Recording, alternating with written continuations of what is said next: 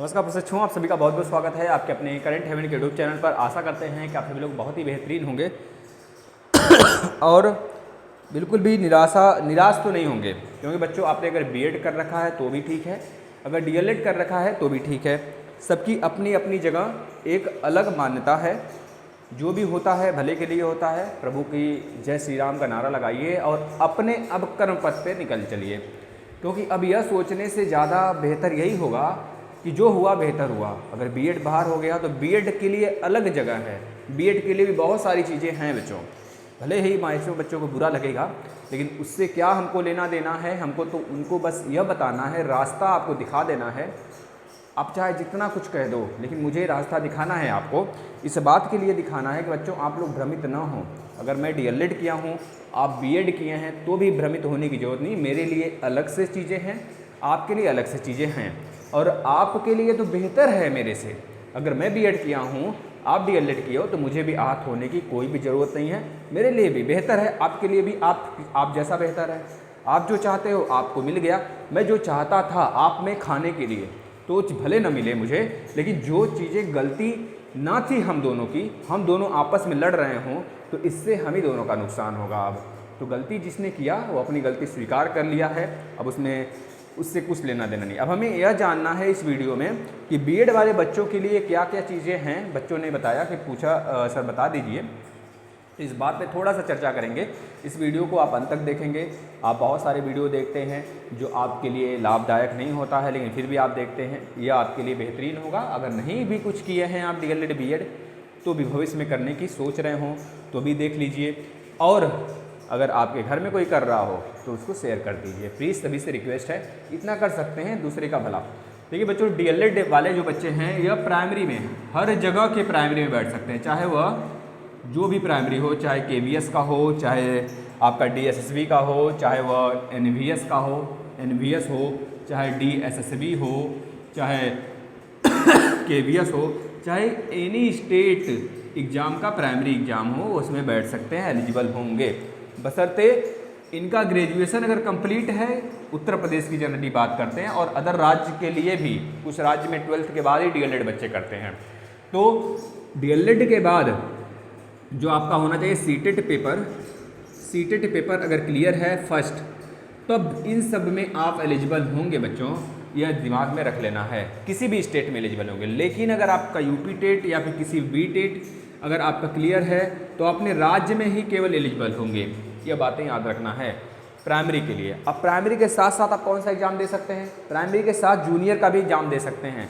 जैसा कि आपको पता है बीपीएससी इस बार जो बीपीएससी नवंबर में अभी निकालने वाली है वैकेंसी, ये पूरे फुल अनाउंसमेंट हो गया है, पास भी हो चुका है। बहुत बड़ी वैकेंसी, 1 लाख प्लस वैकेंसी है इसमें भी, लेकिन जिसमें कि 52,000 जूनियर की वैकेंसी है। अगर 52,000 जूनियर की वैकेंसी है, तो इसमें बीपीएससी में 2.0 जो आ रहा है 2.0, तो ये जो आ रहा है इसमें डीएलएड वाले भी बच्चे एलिजिबल हैं, डीएलएड वाले भी बच्चे एलिजिबल हैं, लेकिन उनको सीटेट पेपर 2 क्वालिफिकेशन चाहिए उनका।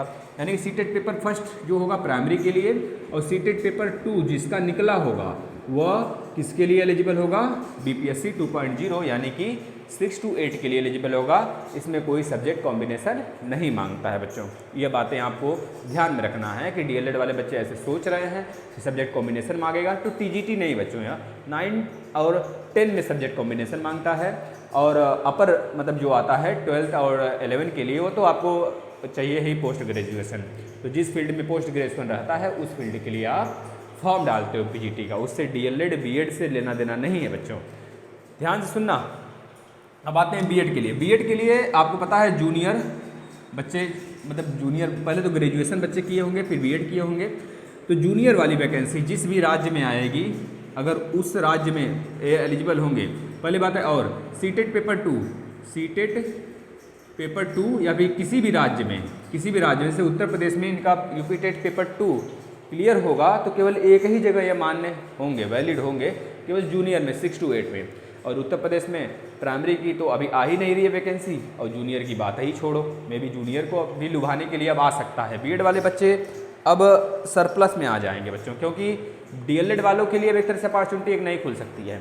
बीएड वाले बच्चों को हर राज्य जो है एक तरह लुभाने का जब प्रयास करेगा, तो जो प्रमोशन होता था 1 to 5th वाले टीचर का, वह रुक सकता है, थोड़ी देर के लिए रुक सकता है, इस वजह से कि बीएड वाले बच्चे नाराज़ हैं। उनके लिए हम 6 to 8 वैकेंसी रिलीज करेंगे, निकालेंगे, अनाउंसमेंट होगा। तो इन सब चीज़ों को लेके सरप्लस कह सकते हो। डीएलएड वालों के लिए भी दोनों अपॉर्चुनिटी दोनों हाथ लगेगी, जूनियर और इसके लिए भी, और बीएड वाले बच्चे भी 6 to 8 टीचर बन सकते हैं डायरेक्टली। तो यह स्टेट के ऊपर निर्भर करता है, जैसे बीपीएससी ने किया वैसे भी उत्तर प्रदेश भी सरकार कर सकती है। तो जूनियर के लिए बीएड एलिजिबल होगा, लेकिन सीटेट पेपर 2 इनको क्वालिफाई होना चाहिए।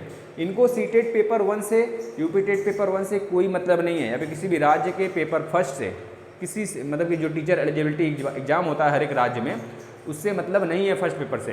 प्राइमरी वाले से नहीं मतलब है बीएड वालों को, अब केवल और केवल 2 से मतलब है। इसके बाद बीएड वाले बच्चे और क्या कर सकते हैं, एलटी ग्रेड का जो एग्ज़ाम होता है राजकीय विद्यालय वाला, तो उसके लिए एलिजिबल होंगे। बीएड होना चाहिए प्लस इनका मास्टर डिग्री होना चाहिए, एमएससी वगैरह जो भी हो, मास्टर डिग्री होना चाहिए इनके पास, किसी भी सब्जेक्ट से हो, जिस सब्जेक्ट से होंगे उस सब्जेक्ट से अगर आएगा तो ये भरेंगे बच्चों, ठीक है। इसके बाद यह कह लीजिए कि बच्चों टीजीटी के लिए एलिजिबल होंगे। टीजीटी हो गया, पीजीटी के लिए तो एमएससी चाहिए ही। तो बीएड जो होगा राजकीय विद्यालय के लिए, एलटी ग्रेड के लिए, जूनियर के लिए।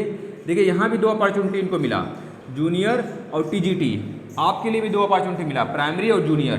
तो दोनों में एक कॉमन है और दोनों में एक एक ठो अलग अलग है, तो दोनों के लिए बराबर हिस्सेदारी है बच्चों। आप यह मत भागो कि हमारे लिए कम है उनके लिए कम नहीं है, तो हर चीज़ है। लेकिन बीएड की जो जगह है ना, वो बहुत सारी जगह है जहाँ पे डीएलएड वाले बच्चे नहीं पहुँचते हैं, तो इस वजह से इनके लिए एक ही रास्ता है। तो जो सुप्रीम कोर्ट न्याय करी है, अब यहाँ पे बहस करने से अच्छा है कि आप लोग समझदार हैं, समझ सकते हैं, अपने लक्ष्य की प्राप्ति के लिए आप लोग लगे रहें। और आशा करते हैं कि अपने लक्ष्य की प्राप्ति के बाद आप एक सुनियोजित ढंग से अपने प्रशिक्षण, जहाँ पे आपका शिक्षण लगेगा वहाँ पे आप अच्छे से अपनी सेवा देंगे बच्चों। चलिए, धन्यवाद है आप सभी का। अगर कोई डाउट हो मन में तो उसको ज़रूर क्लियर कर लीजिए, कमेंट करिएगा, आपके लिए वीडियो जो बनाया जाएगा। मिलते हैं नेक्स्ट वीडियो में, नमस्कार।